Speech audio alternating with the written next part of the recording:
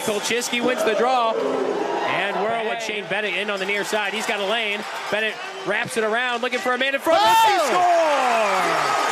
Marcus Ortiz makes it a 1-0 game with just over 2 minutes having been played. Wow, how wide open was Marcus Ortiz in front of the net?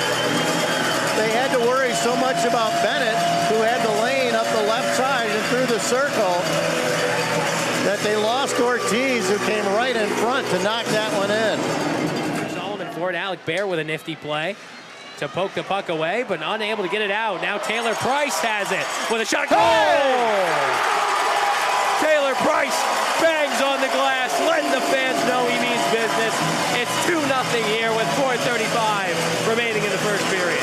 That was a change, Joey. The Storm are on a change. Dupereau just came onto the ice, reached way back behind him to snag a puck and keep it into the zone.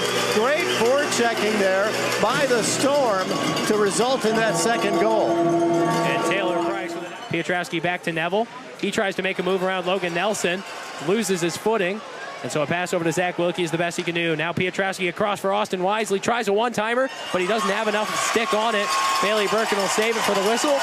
And just like that, we get to the end of the first period with the Quad City Storm leading the Peoria Rivermen. The puck's dropped. Seacoast wins that over to Price. Back to Walsh. And now here come a couple guys from each side jarring at it. McPherson coughs it up to Taylor Price in front. Oh! Taylor Price with his second of the game, his third of the playoff, and the Storm are up 3-0, 5 minutes into the second period. Always like it when your team at the offensive end gets involved in one of those scrums along the boards, because you never know. Pass into the middle for Godbout. They'll turn it back onto the near side. And now into the middle. Now the far side slot for Godbout. He takes a shot, scores! Beats Bailey Birkin glove side. And so with 25 seconds left in the second period, the Rivermen have scored their first of the game, first of the series. And now they only trail the Storm by 2. Boy, you thought the one thing that you wanted was to at least have this 3-goal lead maintained. Initially, Seacoast ends up winning it back to Fournier, and him and Dupereau will just play catch as the second period. As we line up for the MetroNet face-off, Alec Bear wins the draw back to Nick Neville. Marcus Ortiz and Cole Golka working for it. Golka has a chance to ice this one with a diving attempt. Good, great defensive play by Nick Neville to keep it out momentarily, but now Marcus Ortiz ties a bow on this one with 1:53 left. How about that? On a great effort play from Cole Golka, 4-1, Storm lead.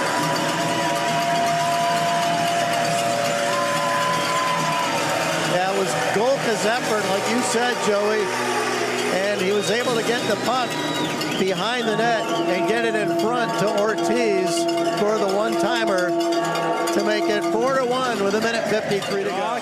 Cody Walsh will go all the way back, and you hear the fans applaud as the Storm have won the first ever playoff game here in the Tax Slayer Center.